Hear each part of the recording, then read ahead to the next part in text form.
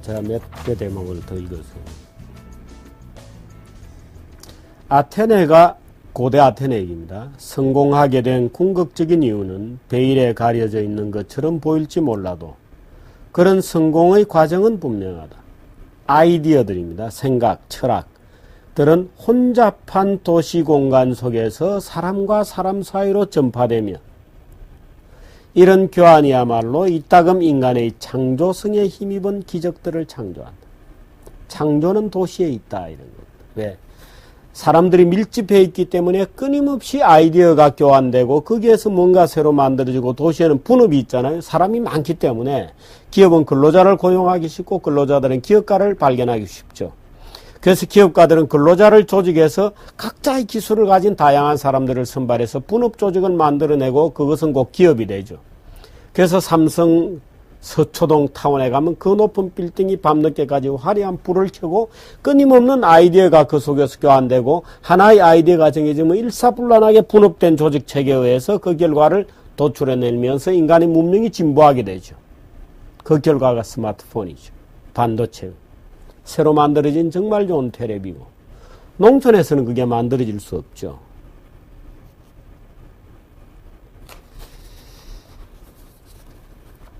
물론 이 책은 그 주장만을 하고 있는 것은 아닙니다. 그런데 여러분 이거 한번 들어보시겠어요?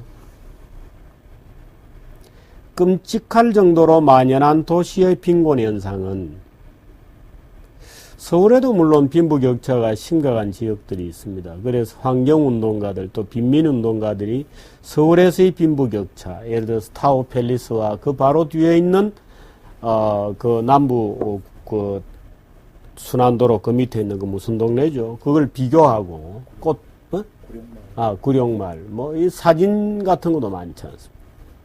근데 우리나라는 그런 게 굉장히 적은 나라입니다. 뉴욕에는 뭐 브롱스를 비롯한 할렘, 필리핀은 여러분들 마닐라에 가보시면 뭐 그 극단적인 빈부의 대비는 말할 것도 없겠죠. 끔찍할 정도로 만연한 도시의 빈곤 현상은 도시를 불평등과 박탈의 장소로 낙인 찍히게 만든다. 많은 도시 분석가들은 메가시티의 문제로부터 거대한 위기를 목격한다. 이 위기는 보통 뭄바이나 멕시코시티에 사는 엄청난 숫자의 가난한 사람들과 관련된다. 많은 사람들의 눈에는 혼잡하고 불결한 공간 속에서 수백만 명의 사람들이 막다른 삶을 살고 있는 이런 메가시티들의 성장을 제한하는 것이 현명해 보인다. 그러나 방금 설명한 이야기는 비합리적인 주장으로 가득 차 있다. 리우데자네이루에서 롯데르담에 이르기까지 도시에 존재하는 가난은 도시의 약점이 아니라 강점이다. 도시의 성장은 시골의 가난을 줄이는 효과적인 방법이다. 사회 전체 차원에서 봤을 때 평등해 보이는 시골 지역은 그곳의 즐거움을 누릴 능력이 안 되는 사람들에게는 많은 면에서 불평등한 도시 세계보다 더 문제다. 도시는 사람들을 가난하게 만들어서가 아니라 인생이 나아질 것이라는 기대를 가진 가난한 사람들을 끌어들이기 때문에 도시는 언제나 가난한 사람들로 가득 차 있다.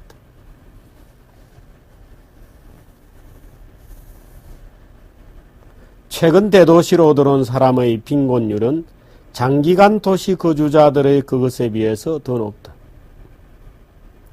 이는 뒤집어 생각하면 시간이 지나면 새로 도시로 이주한 가난한 사람들의 재산이 장차 크게 증가할 수 있다는 의미다. 다른 장소들로부터 흔히 반도시주의자들이 평화롭고 평등한 사회라고 하는 큰 추리로부터 도시로 들어온 가난한 사람들은 미쳤거나 오판한 것이 아니다. 그들이야말로 도시가 그들이 예전에 살던 집에서는 구할 수 없었던 이점을 제공해 준다고 보기 때문에 도시로 몰려드는 것이다. 그래서 도시는 늘 가난한 사람들이 몰려있지만 그 사람들이 몰려온 이유는 뭐냐? 도시에서 그나마입니다. 기회를 잡을 수 있기 때문에. 자기 인생을 조금이라도 개선시킬 수 있다는 희망을 그나마 잡을 수 있기 때문에 도시로 오는 거다. 리우데자네이루의 슬럼가가 사람들로 붐비는 이유는 그곳이 변화라고는 없는 시골의 가난한 생활보다는 낫기 때문이다. 리우데자네이루는 오랫동안 브라질 내륙 지역에 있는 황량한 장소들에 비해서 더 많은 경제적 기회와 공공서비스와 즐거움을 제공해줍니다. 잘 들어보십시오. 미국의 슬럼가는 집단 학살이나 가난을 피해 찾아든 이민자들 혹은 흑인 차별법이 존재하던 남부에서 고된 농사일을 못 버티고 도망친 흑인들로 붐볐다. 19세기 위대한 경제 엔진이었던 맨체스터에는 그곳이 실패하고 있어서가 아니라 그곳의 공장들이 일자리를 구하는 시골 사람들을 끌어들였기 때문에 가난한 사람의 수가 엄청나게 많았다. 우리가 진짜로 걱정해야 되는 것은 가난한 사람들이 많은 곳이 아니라 가난이 눈에 잘 안 띄는 장소들을 더 걱정해야 한다. 무슨 이유 때문에 그런 눈에 잘 안 띄는 장소들은 불행한 상황의 사람들을 끌어들이지 못하는 것일까? 자, 기가 막힌 얘기죠.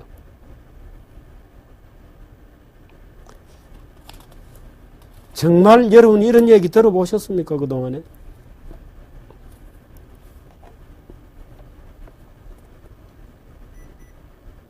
도시 빈곤의 위대한 역설은 정말 이건 웅변입니다. 도시 빈곤의 위대한 역설은 어떤 도시가 공립학교나 대중교통 시스템을 개선함으로써 현재 그곳에 살고 있는 가난한 사람들의 삶을 개선해주면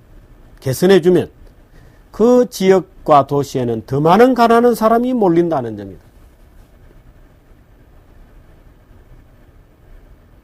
미국의 도시들이 지난 30년 동안에 새로운 고속철도 역사를 세웠을 때 일반적으로 그 역사들 인근 지역의 빈곤율은 더 높아졌다. 왜? 아시겠죠? 이제 이유를. 어떤 힘이 가난한 사람들을 도시로 끌어오는 것일까? 무엇보다도 그들은 일자리를 얻기 위해서 도시로 향한다. 도시의 높은 인구 밀도는 거래를 용이하게 해준다. 즉 시장을 만들 수 있게 해준다. 세계에서 가장 중요한 시장은 노동시장이다. 이곳에서 사람들은 금융자본을 가진 사람들에게 자신이 가진 인적 자본을 빌려준다. 거대한 분업 조직들이 존재하죠. 도시에 오면 많은 자가 있기 때문에 상승적으로 분업의 밀도는 높아지죠. 승수적으로 높아집니다.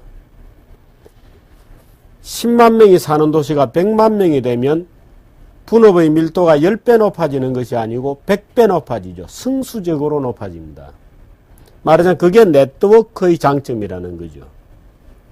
말하자면 면대면의 관계가 아니고 네트워크 속에서 복잡하게 연결되면 거미줄망처럼 연결되면 소위 그 접촉면이라는 것은 기하급수적으로 늘어나는 고도화된 사회가 되는 거죠.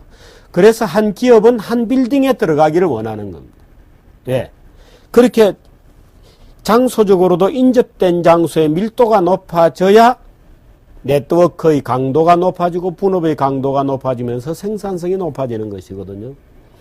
분업이 다양하게 직업이 쪼개지고 분업화될수록 시골에서 갓 올라온 아무 기술도 없는 사람도 자기에게 적합한 무언가를 찾아서 직업을 가질 수 있게 되는 것입니다.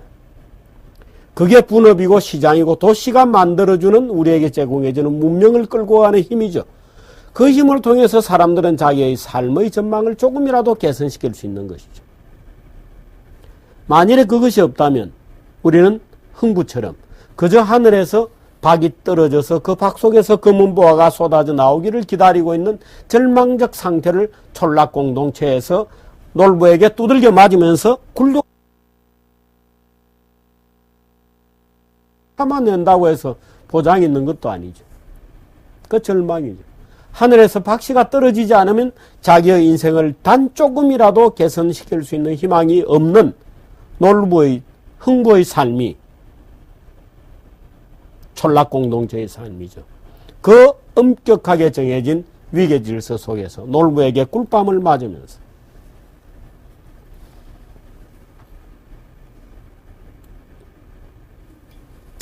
그래서 여기 보면 전 세계의 주요 도시를 쭉 설명하고 있습니다.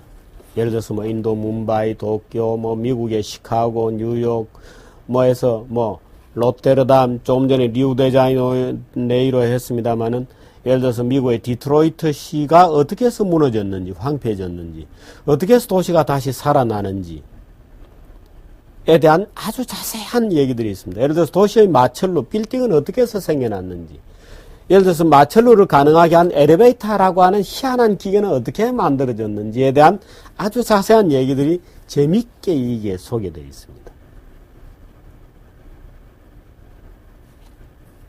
엘리베이터라는 게 만들어지지 않았다면 고층 빌딩은 못 만들어지잖아요. 그러니까 엘리베이터가 언제 만들어졌을까? 말하자면 그런 재밌는 얘기들이 여기 다 있습니다. 아주 희한하게 재밌는 얘기들이. 뭐, 안 쓰면 제가 여러 가지 메모를 좀 했습니다만은, 예를 들어서 레스토랑이 언제 생겼는지 이런 것도 있습니다. 2008년 현재, 최근입니다. 2008년이니까. 미국 전체적으로 봤을 때, 풀 서비스 레스토랑에서 일하는 사람 수보다 식료품 매장에서 일하는 사람 수가 1.8배 더 많다. 미국 전체로 봤을 때. 그러나 뉴욕에서는 이 비율이 거꾸로 뒤집히는 정도 이상이며 맨하탄에는 식료품 매장보다 레스토랑에서 일하는 사람 수가 4.7배 더 많다. 1998년에서 2008년 10년 동안 맨하탄 레스토랑에 취업한 사람 숫자는 55%나 급격하게 늘어났다. 극장이, 이 앞에 극장 얘기가 나오거든요. 말하자면 우리가 아는 극장, 그게 오페라 이런 걸 하는 극장이든지 아니면 기노 시어터. 그러니까 우리가 아는 영화관은 사실 영어로는 극장이라고 하지 않죠. 그 영화관, 그것도 도시에서나 가능한 거잖아요. 레스토랑도 도시에서는 가능하지만 시골에서는 레스토랑이 안 되죠. 도시에서는 레스토랑이 있습니다. 이제 그 얘기를 전에 이제 극장이 얘기했었는데, 극장이 고정비용을 충당해 줄 수 있는 도시의 이점을 보여준다면, 레스토랑은, 요 다음입니다. 레스토랑은 분업과 전문화를 허용하기 때문에 따라오는 도시의 혜택들을 보여준다. 애덤 스미스는 분업은 시장의 크기에 따라서 제한된다고 지적하면서, 단독주택들과 스코틀랜드 북부 산악지방처럼 멀리 떨어진 곳에 흩어져 있는 매우 조그만 마을들에서는 모든 농부가 가족들을 위해 도축업자와 제빵사와 양조업자 역할을 동시에 수행해야 한다. 고립되어 사는 가족들은 각자 자신들이 먹을 음식을 생산해야 한다. 스미스가 살던 때의 도시에는 도축업자와 양조업자가 있었다. 오늘날 도시에서는 현기증이 날 정도로 다양한 요리 스타일과 가격대와 분위기를 제공하는 레스토랑들이 넘쳐난다. 레스토랑들은 오래전에 18세기 후반 파리에서 처음 등장했다. 마뚜랭 로즈 드 쌍뚜아조가 오늘날 세계 최초의 레스토랑으로 간주된다. 재밌는 얘기죠, 그죠? 이 책 읽어보면 별별 재밌는 얘기가 많습니다. 레스토랑이라는 단어가 먹는 곳이라는 뜻을 갖게 된 것은 로즈, 이 주인 이름입니다. 그곳에서 파리 사람들의 건강을 회복, 프랑스어로 회복은 레스토아, 제가 읽었는지 모르겠습니다만 이다. 회복시킬 의도로 몸에 좋은 스프를 팔았던 것이 발단이었다. 도시의 높은 인구 밀도는 전문화된 제품에 맞는 시장을 만들었고 몸에 좋은 수프는 그런 제품 중에 하나였다. 로즈가 운영한 레스토랑은 사람들을 따로 떨어져서 앉게 했고 사람들에게 음식 선택권을 주었으며, 말하자면 메뉴가 있어서 이거 선택할 수 있게, 고정 요금이 아니라 인당 얼마 이게 아니라 사람들이 주문한 것을 토대로 요금을 청구했다. 로즈는 정부의 공식적인 음식 공급업자가 되기 위해서 거액의 돈을 지불함으로써 음식 판매를 금지하는 음식 공급업체 길드의 규칙을 그렇게 피해갔던 것이다. 그러니까 이겁니다. 음식 공급업체 길드의 규칙이 뭐냐? 음식 공급업체가 되기 위해 거액의 돈을 지불하는 것으로서 음식 판매를 금지하는 거죠. 그걸 우회하고 피해갔던 것이 마리땡 로즈 드 상투아조라고 하는 세계 최초의 레스토랑, 18세기 후반 프랑스에서 처음으로 만들어졌던 레스토랑. 엘리베이터가 처음으로 설치된 건물은 뭐다? 뭐 별별 도시의 성장에 관한 옛날 얘기. 엘리베이터를 처음 발명한 것은 엘리샤 오티스가 아니다. 오티스는 이 수직 엘리베이터를 건물에 처음으로 설치한 사람입니다. 왜 우리 지금도 그 오티스 엘리베이터 그 상표가 있잖아요. 보신 적 있죠? 바로 그 오티스입니다. 바로 그 오티스라는 사람이 엘리샤 오티스에게 좀 이따 나오는데, 엘리베이터를 처음 발명한 사람은 엘리샤 오티스가 아니다.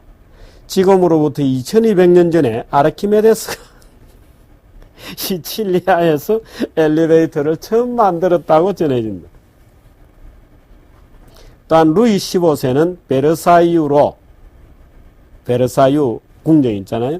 정부를 방문할 때, 정부, 애인 말이죠. 이 컨큐바인. 애인을 방문할 때 쓰는 개인용 엘리베이터를 갖고 있었다. 글쎄 아마 뭐 빌딩 어디로 빠져나가고 뭐 이랬던 모양이죠. 엘리베이터가 대중화되기 위해서는 그러나 좋은 전력이 필요했다. 더불어 안전해야 됐다. 매튜 볼튼과 제임스 와트는 밧줄을 갖고 끌어올리거나 수력으로 밀어올리는 산업용 엘리베이터의 동력으로 사용될 초기 전기 엔진을 개발했다.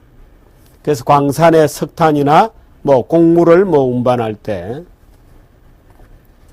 뉴욕주 동남부 융커스에 있는 제재소에서, 이 제재소 나무 자르는 거죠. 수리공으로 일하던 오티스가 수직 이동의 위험을 없앴다. 왜냐, 엘리베이터는 그 전에 있었는데 그걸 건물에 적용하지는 않았어요. 왜냐하면 중간에 이제 밧줄이 끊어지거나 하면 추락하면 다 죽는 거잖아요. 그러니까 이제 엘리베이터는 안 타려고 했죠. 그러니까 건물에는 엘리베이터가 없었기 때문에, 엘리베이터가 없는 건물 아무리 높아봤자 4층 내지 5층이잖아요. 그런데 이제 오티스가 언제 처음 만들었느냐? 엘리샤 오티스는 엘리베이터나 기차에서 작동할 수 있는 안전 브레이크를 만들었고, 1853년 뉴욕 세계박람회에서 자신의 발명품을 선보였다. 그는 밧줄로 연결된 플랫폼 위에 올라앉은 후 도끼를 든 남자로 하여금 밧줄을 끊어버리겠다. 이 플랫폼은 이제 타는 잠깐 떨어진 다음 바로 안전 브레이크가 작동하면서 멈췄었다. 이 떨어지면 지금도 우리나라 어느 마찬가지지만 엘리베이터는 안전장치가 있어서 위에 밧줄이 떨어진다고 수직 추락하지 않습니다.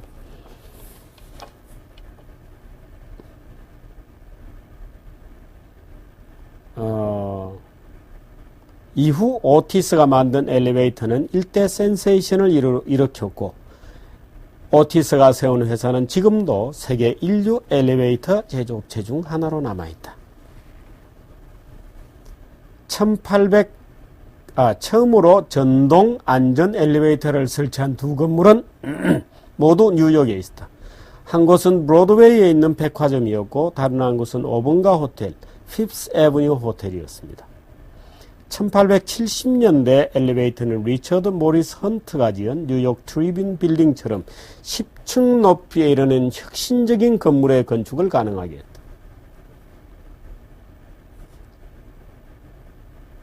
재밌죠? 그 다음에 건물이 이제 어떻게 해서 위로 쭉 마첼루가 올라갔느냐, 건축공학이 어떻게 해서 경골 구조가 balloon frame, 풍선 프레임이라고 하는 것으로 해서 어떻게 올라갔는지, 초고층지 건물을 처음 지은 사람은 누군지, 이런 것이 이제, 쭉 나옵니다. 쭉 나오고, 도시마다 도시 얘기가 쭉 나옵니다. 파리는 어떻게 되었는지,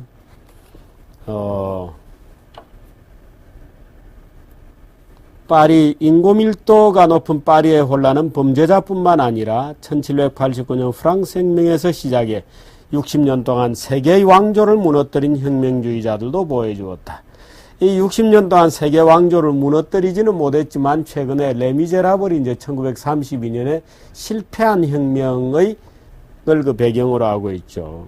그래서 그 골목에 보면 이제 바리케이트를 설치하잖아요. 그러니까 이 인구 밀도가 높고 그 파리의 뒷골목이 워낙 복잡했기 때문에 그 뒷골목마다 이제 말하자면 이제 혁명주의자들이 이제 바리케이트를 치고 저항하는 겁니다. 그래서 사실은 이제 우리가 약간 그런 상식이 있으면 레미제라블의 이건 좀 웃긴 얘기입니다만 레미제라블 영화 보면 왜 골목에 바리케이트 막 의자 같은 거 가구 같은 거 이렇게 바리케이트를 치면 이제 그 군사들이 이동을 못 하니까 거기에서 버틸 수 있죠. 이제 그 얘기입니다. 1789년 프랑스 혁명에서 시작이 60년 동안 세계 왕조를 무너뜨린 혁명주의자들도 보여주었다. 19세기 초 파리의 모습은 제인 제이콥스, 이건 도시 반대 운동하는 사람 이름입니다. 다가왔을지 모르지만 나폴레옹 3세에게는 그다지 이상적으로 보이지 않았던 것 같다. 그래서 나폴레옹 3성이 우리가 아는 오늘날의 파리를 만들게 된 얘기가 이제 쭉 나옵니다. 이제 오스만이라는 사람을 이제 파리 재건할 수 있는 이제 그 어떤 총리로 시키고, 그래서 이제 상제리제 거리 개선문을 중심으로 해서 방사형으로 뻗어나가는, 그래서 큰 도로를 만들고 이제 그 도로들마다 중심에 이제 축이 되는 이제 축이 있고 방사로 뻗어가고 또 중심축이 있고 방사로 뻗어가는, 지금 우리가 아는 형태의 그 파리를 만든 것은 파리에서 혁명의 온상이었던 복잡한 사육장 같은 거리들을 없애고 그의 기병대가 나폴레옹 3세의 기병대가 도시혁명을 진압하기 쉽도록 대로들로 쭉쭉 뻗어가기를 원했던 것이다. 그러나 황제가 방어 공간만을 위해 파리를 만든 것은 아니었다. 그는 이 공공사업이 그에게 인기와 함께 역사적 지위도 부여해 주기를 바랐다. 뭐 이런 이제 얘기들이 쭉 나옵니다. 그럼 뭐 고속도로 얘기도 쭉 나오고요. 도로가 어떻게 해서 사람과 사람을 연결시켜 주는지 해서 쭉 됩니다. 도시의 승리. 다시 한번 소개해 드리겠습니다. 여러분, 도시가 저주스럽거나, 물론 우리는 휴식을 위해서 전원으로 가죠. 산에도 가죠. 저도 뭐 산에 많이 가고. 그렇다고 해서 도시를 저주하거나 비난할 이유는 없죠. 도시의 승리, the triumph of the city. 를 여러분들, 도시는 어떻게 인간을 더 풍요롭고 더 행복하고, 도시의 분업은 무엇이며 도시의 행복은 무엇이고, 도시는 약간 그 익명성의 공간이 있습니다. 도시는 그 익명성이라는 것이 자유의 원천이거든요. 예를 들어서 도시 사람들은 이런 거죠. 엘리베이터 문을 열고 나오는 찰나에 맞은편 엘리베이터 문이 열리는 소리가 난다. 그럼 사람들은 나가지 않죠. 맞은편 아파트에 있는 사람이 먼저 엘리베이터를 타고 내려가기를 약간 기다렸다가 그 다음에 나옵니다. 도시에 사는 사람들은. 왜 그렇죠?